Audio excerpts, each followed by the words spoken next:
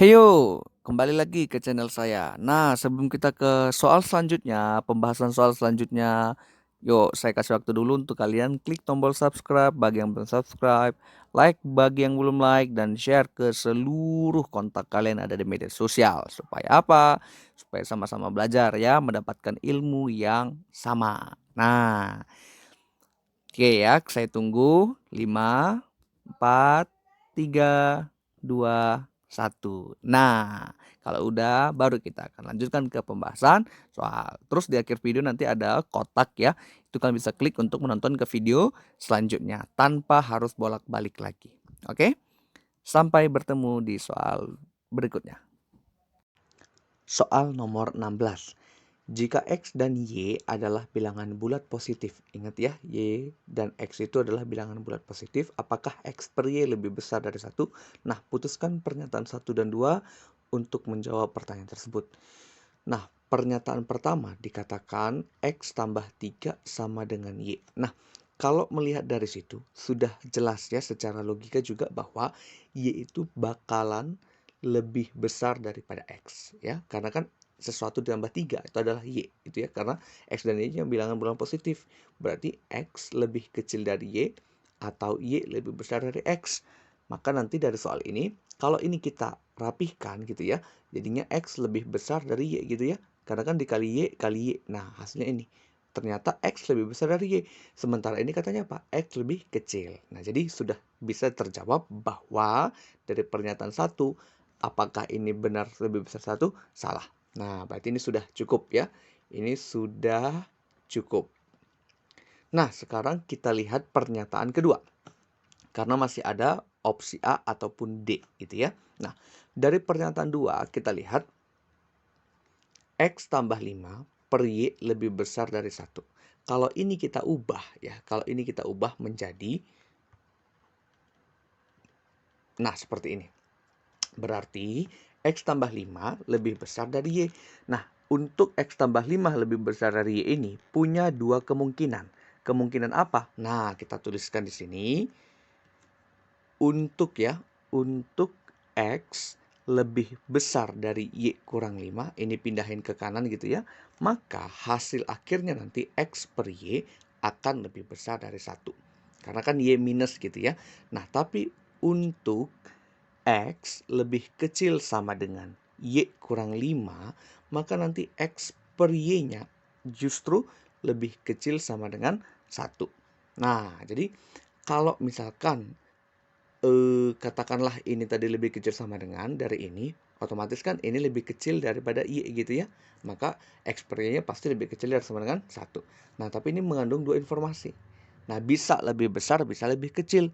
Sehingga untuk informasi nomor 2 ini atau pernyataan nomor 2 ini belum cukup. Karena memunculkan dua makna di sini. Bisa lebih besar, bisa lebih kecil, ataupun sama dengan. Nah, maka jawaban yang tepat untuk soal ini adalah yang A. Nah, jadi kita tinjau dulu pernyataan dan pertanyaannya. Hati-hati ya. Nah, sekarang kita lanjut ke soal berikutnya. Oke, nomor 17. Dikatakan ada sebuah Kartesius, di sini ada tampaknya persegi ya. Kita baca soalnya. Berapakah luas daerah dari luas daerah dari persegi ABCD? Itu pertanyaannya. Putuskan apakah pernyataannya, apakah pernyataan 1 dan 2 cukup untuk menjawab pertanyaan itu. Oke. Lagi-lagi kita analisis dari pernyataan pertama dulu. Dikatakan koordinat titik A adalah 0,4. Ini ya, yang ini adalah 0,4. Berarti ini 4, ini 0-nya di sini. Ini belum memberikan informasi apa-apa. Karena hanya sisi ini yang diberitahukan. Sehingga untuk pernyataan pertama belum cukup. Nah, gitu ya. Sekarang kita tinjau pernyataan kedua. Titik B dan titik D masing-masing berkoordinat 4,8 dan 4,0. Nah, ini 4, ini 4, dan ini adalah 8. Nah, berarti kita sudah dapat dong satu informasi. Apa? Ini. Dari B ke D berarti itu 8 dikurang 0 gitu ya. Karena kan X-nya sama-sama 4 ya. Berarti ini adalah 8. Artinya apa? Artinya panjang BD itu adalah 8 satuan. Nah, kalau udah dapat panjang BD, lihat BD itu kan diagonal sisi ya. Ini kan diagonal sisi, ini diagonal sisi. Berarti diagonal sisi itu rumusnya kan langsung ya, S akar 2 kan gitu ya. Nah, S akar 2 sama dengan 8. Berarti ketahuan dong S-nya. 8 per akar 2 yaitu 4 akar 2. Nah, kalau udah ketahuan sisinya berarti ini 4 akar 2, ini 4 akar 2, dan ini juga gitu. Pokoknya sama sisi lah, karena persegi gitu ya. Nah, udah dapat sisinya. Artinya luas daerah pun pasti dapat kan. Nah, berarti luas persegi ABCD ya udah S kuadrat berarti 4 akar 2 dikuadratkan. Hasilnya adalah 32 satuan luas. Nah, SL ya satuan luas. Nah, gitu. Jadi caranya lihat dulu dari pernyataan ini analisis ke gambarnya. Nah, karena sifat-sifat dari persegi diagonal sisi lah, panjang sisi lah, dan luas. Oke ya. Maka jawaban yang tepat adalah yang pernyataan 2 saja. Maka yang B. Nah ya, ini sudah cukup kalau pernyataan 2-nya. Kita tulis lagi deh. Oke, gitu kira-kira. Oke ya, gampang. Kita lanjut lagi ke soal nomor 18. Nah, di sini dikatakan S adalah himpunan dari bilangan bulat tak nol. Berarti bisa bilangan negatif, bisa bilangan positif ya. Nah, karena kan bilangan bulat yang tidak nol. Apakah jumlah semua bilangan di S merupakan bilangan genap? Nah, jika ini ada pernyataan 1, jumlah dari semua bilangan ganjil adalah genap. Pernyataan 2, jumlah dari semua bilangan positif adalah ganjil. Nah, kita perhatikan dari pernyataan pertama. Jumlah dari semua bilangan ganjil adalah genap. Nah, untuk bilangan ganjil yang positif dulu ya. Nah, kalau misalkan 2 buah bilangan ganjil dijumlahkan ya. 2 buah bilangan ganjil dijumlahkan. Contoh ganjil tambah ganjil gitu ya. Menghasilkan bilangan genap. Ya, jadi jelas semua bilangan ganjil kalau dijumlahkan hasilnya bilangan genap. Contoh ya, contoh. 1 tambah 3 tambah 5 tambah 7 dan seterusnya. Berarti 1 tambah 3 4, tambah 5 9, tambah 7 16. Nah, berapapun dijumlahkan hasilnya pasti bilangan genap. Nah, itu ya. Terus kalau misalkan yang kedua adalah ganjil yang negatif. Nah, ganjil yang negatif. Kalau untuk ganjil yang negatif, ya tetap ya. Ganjil plus ganjil hasilnya adalah genap. Nah, sebenarnya ini menyalahi aturan sih. Karena kan ganjil negatif itu agak jarang kita dengar gitu ya. Misalkan gini, min 1 tambah min 3 tambah min 5 dan seterusnya gitu ya. Ini perbedaannya kan cuma di tanda minnya doang kan. Karena kalau kita keluarkan kan jadi gini, min 1 tambah 3 dan seterusnya. Berarti sama aja kayak yang di atas. Artinya jumlah semua bilangan ganjil adalah genap, betul. Nah, sehingga pernyataan 1 ini sudah cukup ya. Nah, sekarang kita uji pernyataan kedua. Apakah mumpuni atau tidak. Katanya apa? Jumlah dari semua bilangan positif. Nah, semua bilangan positif. Berarti sebagai contoh, gini bilangan semua bilangan positif. 1 tambah 2, tambah 3, tambah 4, tambah 5, dan seterusnya. Ini belum memberikan informasi apa-apa. Kenapa? Kalau misalkan ya, positifnya kan kita nggak tahu ya sampai berapa. Nah, kalau ini kita jumlah, bisa saja 1 tambah 2, 3. Bisa saja 1 tambah 2 tambah 3, 6, dan seterusnya. Nah, jadi ini masih rancu. Nah, masih ambigu ya. Ini bilangan ganjil, ini bilangan genap. Nah, jadi belum memberikan informasi apa-apa. Jadi, dari pernyataan 2 ini belum cukup. Sehingga yang cukup hanya pernyataan 1, maka jawaban yang tepat adalah yang A. Nah, gitu ya. Jadi, kita lihat dulu. Bulat tak nol. Karena kalau ada nol mungkin ya sesuatu yang akan terjadi di sini ya. Tapi karena ini minus dan plus, maka kita lihat dari analisis seperti ini. Itu ya. Sekarang kita lanjutkan ke soal berikutnya. Nomor 19. Nah, di sini dikatakan, what is the value of x plus y in the figure? Nah, berapa nilai x tambah y? Oke, kalau untuk soal ini, kita tentukan dulu pernyataan mana yang cukup ya. Kita tinjau dari pernyataan pertama.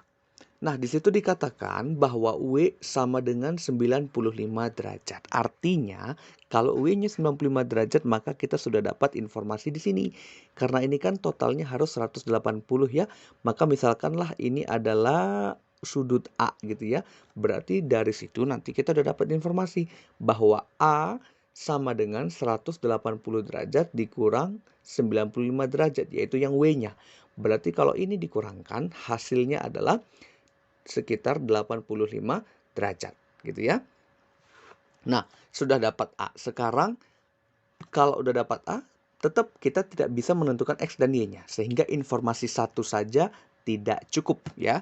Jadi kalau yang satu saja tidak cukup.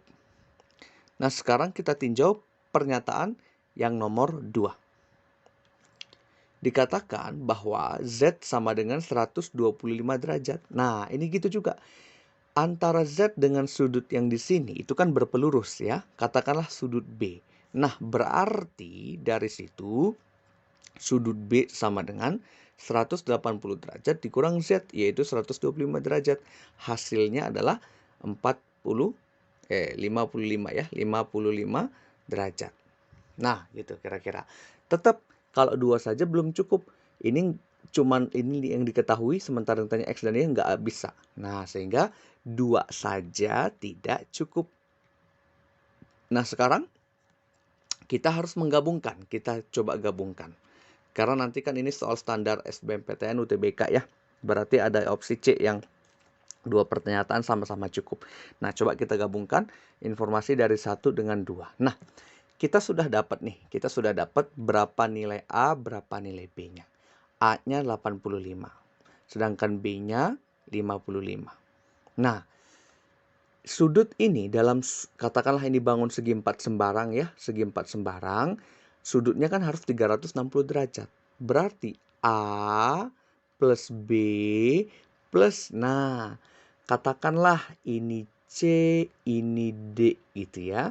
Nah, plus C plus D harus 360 derajat. A plus B-nya udah dapat ini, yaitu 85 tambah 55 ya, berarti 140 derajat. Plus C plus D sama dengan 360 derajat. Berarti C plus D-nya dapat dong. Yaitu berapa? 360 kurang 140, yaitu 220 ya. Nah, 220 derajat. Berarti ini udah dapat 220 derajat. Sekarang kan yang ditanya adalah X plus Y. Nah, dengan memanfaatkan sifat sudut berpelurus lagi. Gimana maksudnya? Gini, X tambah C kan 180 ya. D tambah Y kan 180 ya. Nah, berarti X plus C hasilnya 180. Sedangkan Y plus D hasilnya 180. Karena kita mau mencari X tambah Y, ini kita jumlahkan. Nah, jadi main-mainnya di persamaan ini aja. Berarti X plus Y plus C plus D sama dengan 180 tambah 180, 360 derajat. Ini yang ditanya berarti X plus Y. Ini udah ada. Dari mana ini tadi? Nah, berarti plus 220 derajat. Sama dengan 360 derajat. Berarti dapat langsung X plus Y sama dengan ini ke sana. Nah, kita kurangkan berarti 140 derajat. Nah, berarti sama aja kayak ini ya. A plus B ya. Nah, gitu aja. Ya udah kalau gitu, karena digabungkan hasilnya ada, maka 2 pernyataan ini cukup ya. Sama-sama cukup, tapi kalau satu aja nggak cukup. Berarti jawaban yang tepat adalah yang C nanti ya. Nah, gitu.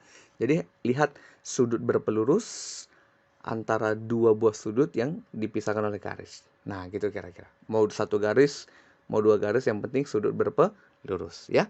Oke, itu untuk nomor 19. Kita lanjut ke soal berikutnya.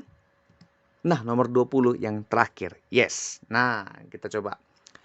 Perhatikan gambar di bawah. Ada gambar suatu segitiga A, B, C, siku-siku di B. Berapa panjang BD? Nah, yang ditanya adalah BD-nya saja. Nah, Putuskan apakah pernyataan 1 dan 2 cukup. Oke. AB sama dengan 3, AC sama dengan 7. Ini kayaknya pernyataan 1, ini pernyataan 2 ya. Oke. Kita analisis dari pernyataan 1 dulu. Di sini aja ya. Katanya AB sama dengan 3. Kalau cuman AB yang diketahui, BD-nya nggak akan ketemu. Karena ini harus ada. Ya, ini harus ada. Berarti 1 saja belum cukup. Sekarang kalau pernyataan 2 saja. AC sama dengan 7. AC sama dengan 7. Sama. Selama ini cuma 1 dikasih tahu, kita belum bisa dapatkan berapa BC atau ini berapa AB-nya. Maka 2 saja belum cukup. Maka kedua informasi ini harus digabung ya, karena ada opsi C ya, 2 pernyataan bersama-sama cukup. Nah, kita gabung. Gimana cara gabungnya? Nah, kita lihat. Tadi AB sama dengan 3. AC sama dengan 7. Berarti kita dapat ini, nilai BC. Ya, nilai BC-nya dari mana? Nah, kita gunakan Pitagoras. Karena kan siku-sikunya di B ya. Maka kalau kita pakai Pitagoras, yaitu apa? BC sama dengan akar dari AC kuadrat dikurang AB kuadrat. Berarti 7 kuadrat kurang 3 kuadrat. Kalau itu kita selesaikan, nanti BC-nya adalah akar dari 49 kurang 9 ya. Berarti 49 kurang 9 akar 40. Akar 40 berarti 2 akar 10. Nah, dapatlah BC-nya. Dapat BC, kita mau mencari ini. Ya, berarti dari situ kita lanjutkan di sini bahwa BC sama dengan BD ditambah DC. Nah, BD-nya udah nongol di sini. Berarti DC sama dengan BC dikurang BD. Kenapa? Karena ini ada garis. Ini artinya segitiga sama kaki. Artinya panjang DC sama dengan DA. Nah, berarti BC-nya tadi 2 akar 10. BD-nya yang ditanya. Misalkan adalah X gitu ya. Nah, karena tadi DC itu sama dengan DA, ini segitiga sama kaki ya. Nah, berarti panjang DA juga segini. Karena panjang DA segini, lihat lagi ini kan siku-siku. Berarti kita gunakan Pitagoras yang kedua. Nah, oke, ini Pitagoras pakai H, udahlah ya, pakai H. Nah, karena ini udah Pitagoras, berarti AD kuadrat sama dengan AB kuadrat tambah BD kuadrat. AD kuadrat sama aja dengan DA ya. Nah, hanya penulisan doang. Berarti DA-nya adalah 2 akar 10. 2 akar 10 kurang X harusnya ya. 2 akar 10 dikurang X dikuadratkan sama dengan AB-nya adalah 3 dari pernyataan pertama. Lalu BD-nya ditanya, maka X kita misalkan. Nah, berarti tadi ini kita selesaikan, yaitu 40 minus ya 2 kali X. Kenapa dikali X kali 1 ya, koefisiennya saja ya. Nah, berarti nanti dari sini 2 kali 1 kali 2 akar 10. Benar sih X ya. Oke. Plus X kuadrat sama dengan 9 plus X kuadrat. Nah, ini kan habis ya X kuadrat dengan X kuadrat. Berarti ini kita pindahin ke kanan, ini ke kiri. Berarti 40 kurang 9 sama dengan 4 akar 10 X. Nah, berarti X-nya sama dengan 31 per 4 akar 10 sama dengan sekian dan terima kasih. Nah, X itu tadi apa? X itu adalah BD ya. Berarti BD-nya udah ketahuan, udah ketemu. Sehingga dengan menggabungkan 2 pernyataan ini, jawaban yang tepat adalah yang C ya. 2 pernyataan sama-sama cukup, tapi 1 saja tidak. Nah, begitulah cara menganalisisnya. Oke, dengan berakhirnya nomor 20, berakhir pula lah pembahasan kita latihan soal UTBK TPS kuantitatif. Semoga dari 20 soal ini ada yang dapat diserap dan memperoleh ilmu tentunya.